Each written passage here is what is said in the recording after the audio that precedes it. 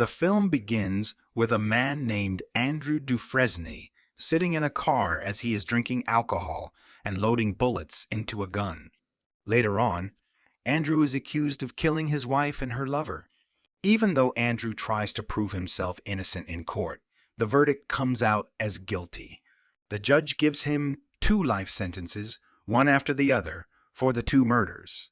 The story then moves to a parole hearing for a prisoner, Ellis Redding, who goes by the name Red. After years in prison, Red wishes to see the outside world. But sadly, Red's parole request doesn't go well, and he is forced to stay in prison. Red is known for smuggling and betting with other prisoners. When Andy and some other prisoners arrive at Shawshank prison, Red instantly gets interested in Andy, as he seems quiet and doesn't talk much to others. However, as time goes by, Andy starts talking more to Red, and they become friends. Red is famous for getting forbidden things inside prison, so when Andy asks Red to get him a rock hammer, Red wonders why Andy wants it, and Andy explains he wants to carve rocks as a hobby. Red is unsure at first, thinking Andy might be planning to escape, but he changes his mind when he sees the hammer's size. He jokes that it would take 600 years to dig a tunnel with that tool. Andy and Red's friendship grows over time, and they also make friends with other prisoners.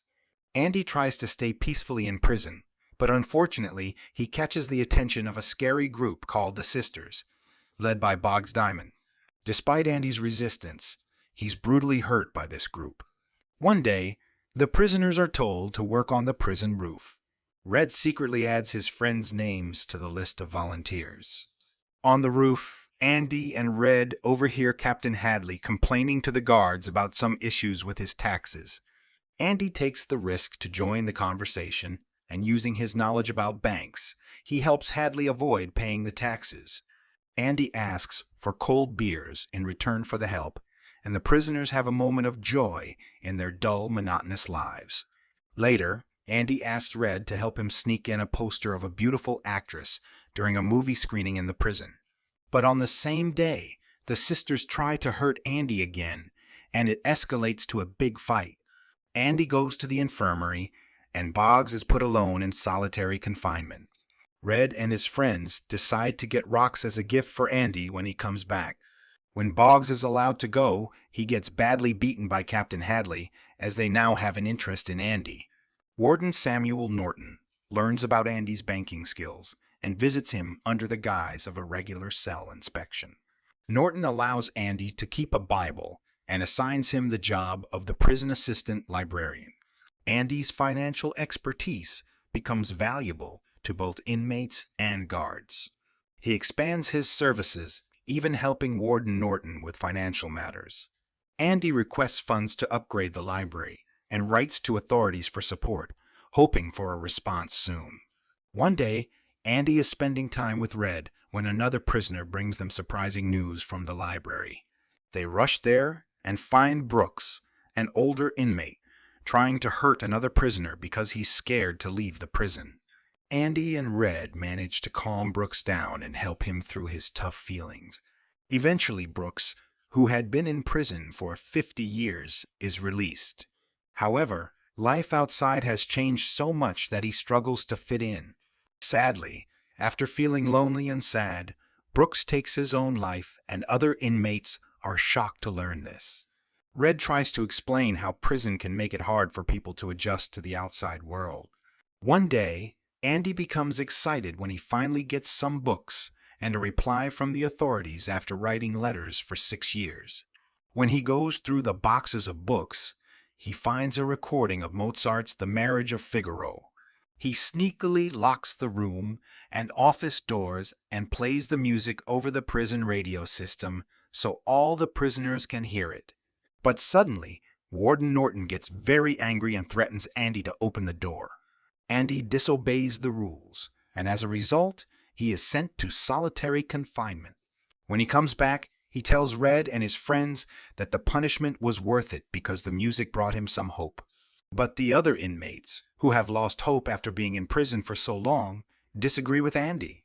With more funds coming in, Andy expands the library, and names it after Brooks in his memory.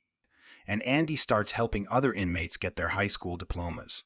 He even asks charities and publishers for more books for the library. The news about Shawshank's improvement spreads everywhere due, and Warden Norton takes advantage of this and makes the prisoners do more work for the community, even though he's taking bribes and doing illegal things.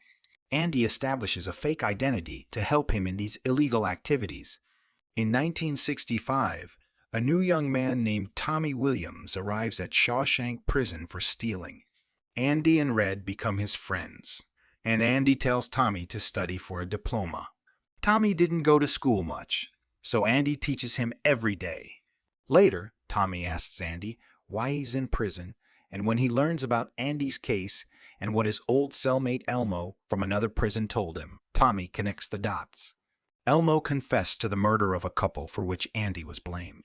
Andy gets hopeful that he will see the outside and prove his innocence, but when Andy asks Warden Norton for help, Norton refuses and punishes Andy by locking him up alone. Andy learns that Tommy passed his test and feels good about it, but the warden had Tommy killed to hide the truth. The warden threatens Andy and adds more time to his punishment if Andy doesn't help him in corrupt practices. After 2 months alone, Andy comes back to the cells at Shawshank changed. He talks deeply with Red about his past, his wife, and why he's in prison. Andy tells Red about his dream to go to ZIHUATANEJO, a pretty beach in Mexico, and then asks Red for a favor when he leaves Shawshank to go to a farm in Buxton, where he asked his wife to marry him and find a black stone under a big old oak tree. Red doesn't get it and worries when Andy asks him for a long rope. That night, Andy finishes his work for the warden and looks sad in his cell. This scares Red, thinking Andy might hurt himself. The next morning, Andy doesn't come out of his cell during roll call, and Red worries he might have done something bad. But in the morning, the guards find out that Andy somehow disappeared from his cell, leaving no trace behind. Norton checks his shoebox and gets shocked to see old shoes. Alarm bells ring as they realize Andy had escaped, and Norton demands an explanation from Red, but he himself is confused. Norton gets mad and throws Andy's stuff around, showing a tunnel Andy dug secretly, and things start to make sense. It turns out that Andy had been digging a tunnel with a small hammer for 20 years. After Tommy died, he decided to escape quietly and packed proof of Norton's crimes, a suit and a big rock in a bag on his foot. Crawling through the tunnel, he reached the sewage pipes. During the thunderstorm, Andy broke a sewage line with the rock and crawled a long, dirty pipe coming out of it from the other side, free.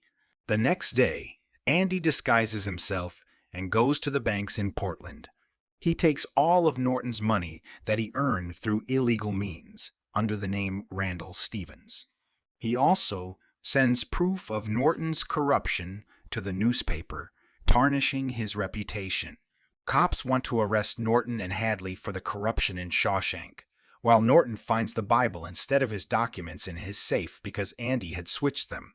Norton had asked Andy to keep the Bible, but when Norton opens it, he finds a hammer drawn in the pages.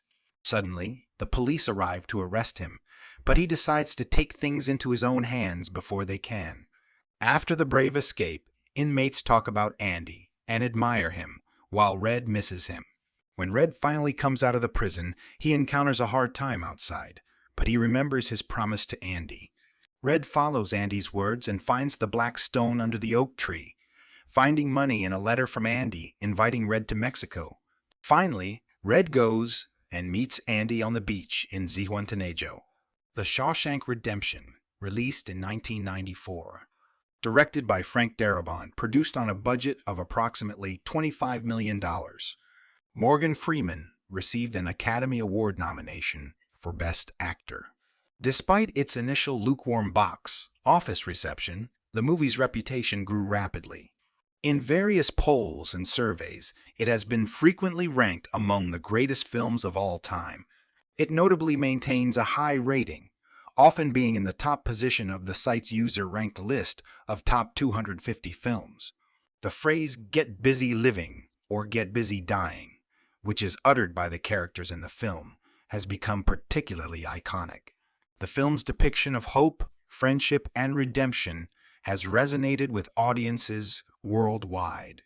If you enjoyed this video, please subscribe for more videos like this. Thanks for watching, and we'll see you at the next recap.